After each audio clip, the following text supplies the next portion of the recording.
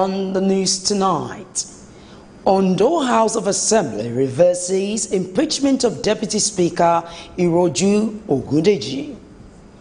In business, former Minister of Education Obi Ezekwesili tackles President Buhari and NPC over lack of transparency in petrol subsidy arrangement. And on the foreign scene, Malaysia Prime Minister reduces salaries of ministers by 10%. Hello there and a warm welcome to Superscreen's News at 8, broadcasting to you live from Lagos. I am Adinke Oweye Ajiboye. Less than 24 hours after Ondo State Deputy Speaker Iroju Ogundeji was impeached by his colleagues, the impeachment has been reversed by the lawmakers. Ogundeji, representing Odigbo Constituency 1 in the Assembly, was impeached by 18 out of the 26 members on Tuesday over an alleged misconduct and disagreement with the Speaker, Bamidele Oloyelogun. Abimbo Fajolu, who represents Ile Oluji Oke Igbo constituency, was sworn in as the new deputy speaker. Report says the impeachment reversal came following the interventions of the state governor Rotimi Akeredolu, the chairman of the All Progressives Congress APC Adetime, and some other party leaders in the state. The motion for reinstatement at the plenary session was moved by the majority leader of the House, Benga Aranyibo, and was seconded by Fatai Olotu. The Speaker, Oloyelogun, also confirmed that the decision of the House to reverse the impeachment was affected by the leaders of the party both in the state and outside the state. President Muhammadu Buhari has met with a delegation from the Senate over the face-off between Senate President Bukola Saraki and the Inspector General of Police IGP Ibrahim Idris. The delegation meeting, held behind closed doors inside the President's office, was led by the Senate leader Ahmed Lawan. Other members of the team were Chief Whip Olushola Adeyeye, Minority Leader Gatswil Akpabio, Danjuma Goje, Sam Anyang, Aliyu Wamako, Fatima Raji Rasaki, and Oluremi Tinubu. You'll recall that the Senate had last week set up a 9-member committee to meet the President over an allegation that the IG was trying to implicate the President of the Senate, Bukola Saraki. The Delta State chapter of the All Progressives Congress APC has been commended for conducting a peaceful Congress. The Congress, the position of the Deputy Chairman to the 4th former official members were unanimously elected, while the position of the Chairman was contested. Details in this report. Speaking to journalists after the exercise, party chieftains Olorogun Emeaho Ortega and Victor Oche commended the delegates drawn from the 25 local government area of the state for their maturity and orderly conduct during the exercise, noting that the inclusive nature of the party is what sets it apart from others. All our leaders are well represented here. We have about 6 governorship candidates who are participating. Everybody is united here and is going smoothly because we had earlier developed what we call a consensus unity list, which we had used at the local government level, at the ward level, and the delegates from that same effort are here today. 25 local governments are well represented and they are here. Voting took place local government by local because we had, in spite of the consensus, there was still a candidate that wanted to contest. And we must allow competition. Everybody is here to witness what the real state congress is, where a proper voting is done and counting is sorting and counting at the same time. Now, it's been peaceful. Everybody's conducted themselves in a very proper manner, and we are happy that finally we've come to put this to rest. Reacting on the parallel Congress conducted last Saturday by some factional members of the party, Olorogun called on the factional members to obey the stand of the National Working Committee of the party. It is surprising that people will defy the National Working Committee, who had postponed the election from last Saturday to Monday 21st, and still go ahead and conduct what they say is a Congress. And the Congress was conducted without the people, the Congress Committee that was sent from Abuja. You can see that the Congress Committee is complete here, of 5 people. I'm not aware of any Congress that held on Saturday. I understand there was a meeting, because if you have a Congress, you will have delegates. You will accredit the delegates. You are all witnesses to what is happening here. The delegates were accredited, and we are having a free and fair election. And the one on Saturday, I understand, was a meeting, and it lasted for 11 minutes. So I wouldn't call that a Congress. We misled, and I have told Olorogun Otega, at the end of this exercise, he will bring us together as a leader. The Congress, which produced Ugodo cereal as the state chairman of the party, was monitored by the members of the 5-man working committee from the APC National Secretariat Abuja and the members of the Independent Electoral Commission, who were on ground to observe the exercise. I want to thank representatives of INEC for monitoring this process, and I want to thank everybody for peaceful exercise today. I thank Fred Obey, Barrister Fred Obey, for coming out boldly to contest this election. And I thank him for accepting the result of this Congress election. With the successful conclusion of the State Congress, attention will now be shifted to this contest of who pilots the affair of the party at the national level. Anambra State Governor Willie Obiano has given commercial motorcyclists in Onitsha and Awka a July 1 ultimatum to vacate both cities. The directive, which was contained in the statement signed by the Chief Press Secretary to the Governor, James Eze, said the order followed the resolution by the Anambra Executive Council after a meeting on Tuesday. The ultimatum is part of the overall strategy adopted by the state government to deepen its crackdown on crime and restore sanity in Onitsha and Awka. The governor also directed residents living on the banks of River Niger to vacate before August 1. A gully erosion has rendered residents of Igosa housing estate in Ovia, Northeast Council of Edo State homeless. The life-threatening 3 kilometers wide erosion, which wreaked havoc on the community, has been attributed to an alleged negligence on the part of the state government and other relevant authorities to put a palliative measure in place. The gully erosion in the last few months has continued to render both occupants of the community homeless, with a plea for palliatives falling on deaf ears. Residents of the community, however, pleaded government's attention in arresting the situation, especially as the rain sets in. Look at our police station here. The moat has started, half of the station now is inside the moat. And because of this moat, we are not able to go to school. That's why we are here to monitoring this our house here. This moat has lost many houses inside there.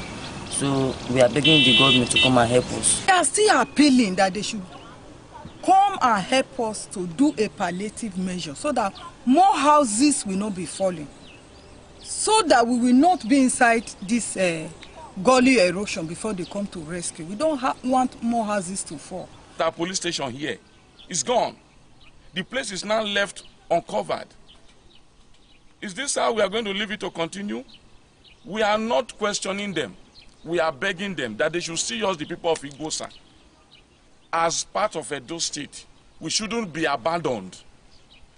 If this thing passes this point, it's going to hit the express road. and it will be a shame of the entire state and the entire nation. Well, residents of Igosa Housing Estate in Ovia, a Northeast Council of Edo State, speaking there. Now, the Catholic Mission in the Federal Capital Territory, Abuja, has protested against incessant killings and attacks in some parts of the country.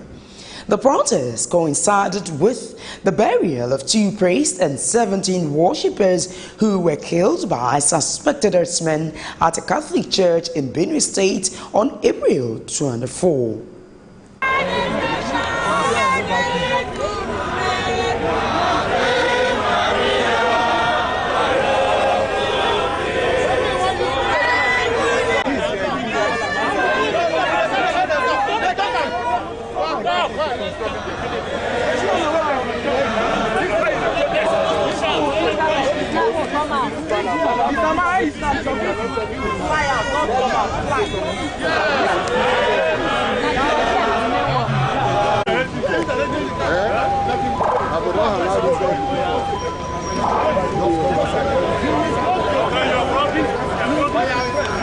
Let's go.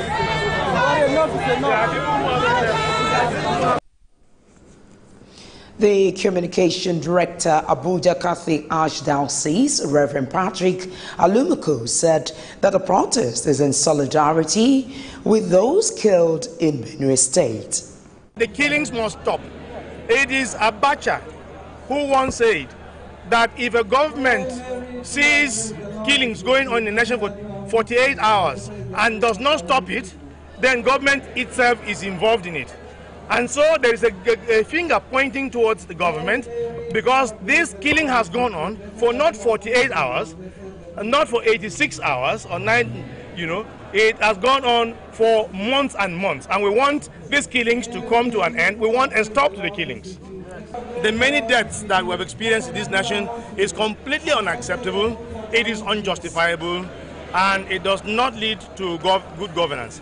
And therefore, we want to say to this government that as everybody is saying, enough is enough. I don't think those are strong words. So we are praying for peace.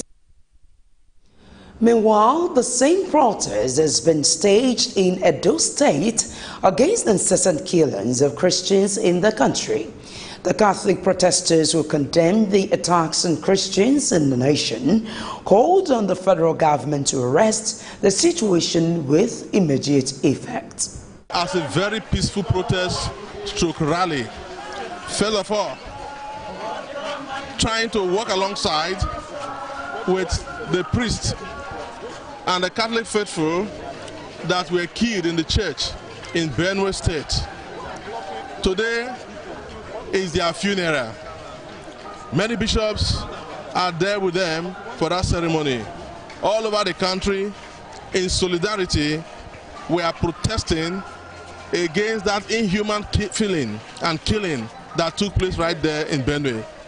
Besides that, we are using the opportunity to say that life is sacred, that nobody has right to take life. And away from that, the Incorporated Trustees of Kingdom Human Rights Foundation International has made true its threat to commence contempt suit against top officials of the Joint Health Sector Union JOHESU for allegedly disobeying an order of the court directing them to suspend their ongoing strike. The president of the National Industrial Court, Justice Babatunde Adejumo, had in the Abuja division of the court granted Kefri's ex parte application by ordering the principal officers and representatives of JOHESU to suspend the strike within 24 hours. Kefri, though its lawyer Okere Nnamdi, had on May 18, 2018 threatened to commence a contempt suit against the union's officials if the disobedience to the said court order continued. In making real its threat, the group has applied to the National Industrial Court in Abuja for the issuance of Forms 86 and 87, the two notices for the commencement of contempt proceedings against alleged violators of the court order. You're still watching Superscreen News at 8, coming up in business. Former Minister of Education, Obi Ezekwesili, tackles President Muhammadu Buhari, NNPC, over lack of transparency in petrol subsidy arrangement. Details of this and more coming up shortly.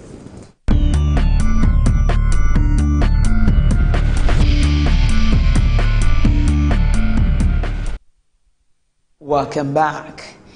A former Minister of Education, Obi Ezekwesili, has tackled President Muhammadu Buhari and the Nigerian National Petroleum Corporation, NNPC, over lack of transparency in the petrol subsidy arrangement. Ezekwesili disclosed this at a high-level workshop on international anti-corruption best practices organized by the Civil Society Legislative Advocacy Center in conjunction with Transparency International in Abuja. She condemned the alleged secrecy at the NNPC and called on President Buhari to tell Nigerians how much the government was spending in subsidizing petrol, since there has not been subsidy in the country's budget for some years now. Reacting to this, Group General Manager NNPC Undu Ugamadu told journalists that the oil firm had never at any time said it was paying subsidy on petrol. Rather, all it stated was that the corporation has been incurring under recovery.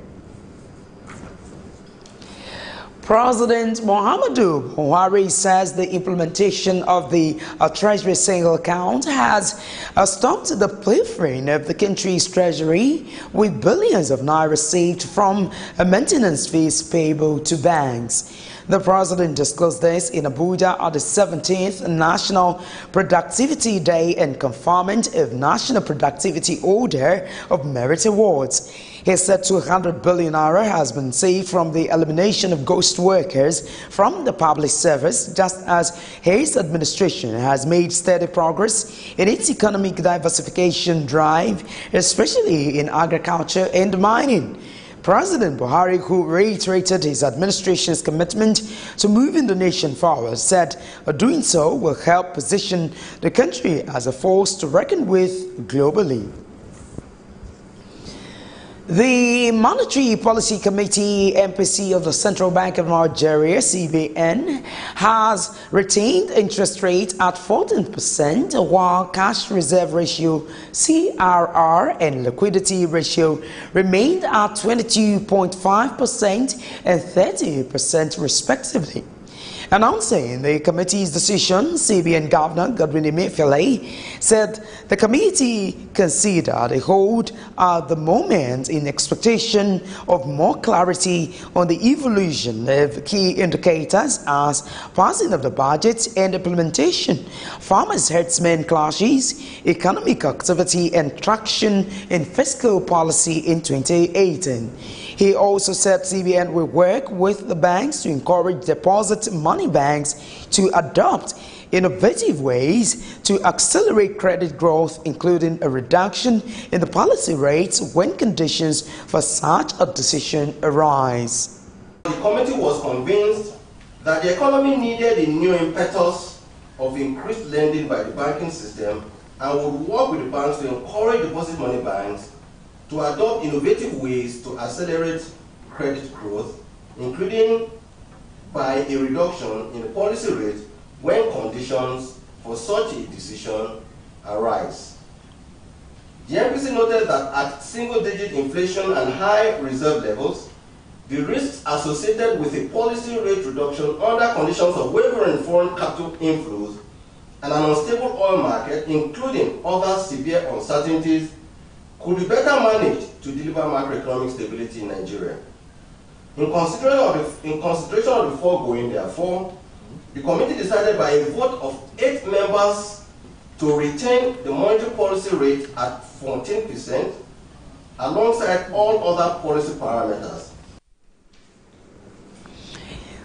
The CBN governor said the regulatory framework will be released next week, adding that the deal will be of great benefits to Nigeria, which will make the country the trade hub in West Africa.